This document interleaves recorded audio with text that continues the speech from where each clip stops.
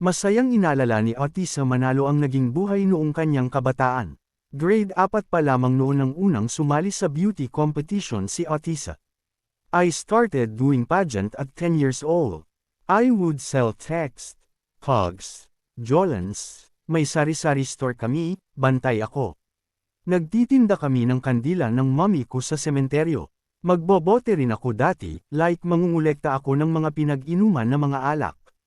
Magdudukal ako ng bakal sa likod ng bahay namin because I wanted to make money. I knew we don't have that so I wanted to provide that for us. Nakangiting kwento sa amin ni Otis sa Fast Talk with Boy Abunda. Matatanda ang nakalaban ng dalaga noong 2018 sa Binibining Pilipinas si Catherine Gray. Noong isang taon naman ay si Chelsea Manalo ang nakatunggali ni Otis sa Miss Universe Philippines. Nag-iba umano ang pananaw ng dalaga tungkol sa pagsali sa beauty pageant ngayong taon kaya nasungkit ang corona. I made sure I wasn't in my head. 2024, I was overthinking everything. I had a plan a year before it happened. Every single move, every single decision I overthink, I plan it.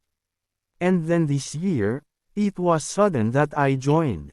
I wasn't supposed to be here. But the opportunity came. A lot of doors opened for me. So, I was like why not take it? So I was more feeling, I was more experiencing than thinking and planning, makahulugang pahayag niya. Ayon sa beauty queen ay malaking halaga ng pera ang inuubos sa pagsali sa mga national beauty pageant. Bukod sa mga damit na isusuot ay maraming kailangang pagkagastusan kaya importanteng mayroong salapi ang sinumang nangangarap na sumali. At least $500,000.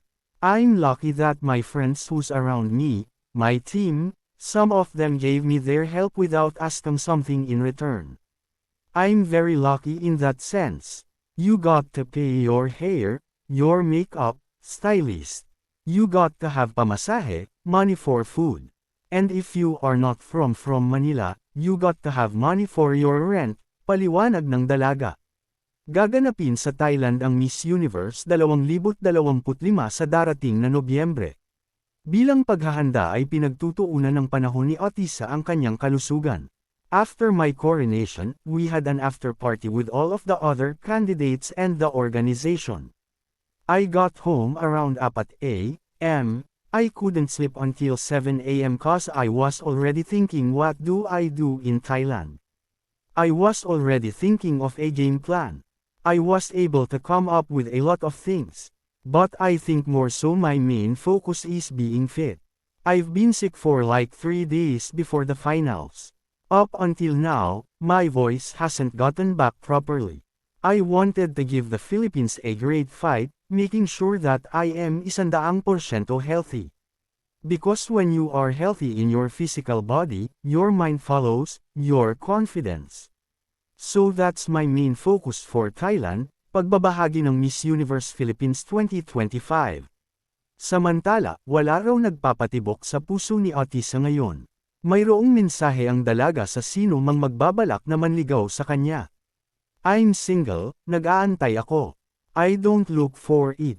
You better show me what's up so I know if I'm gonna pick you or not.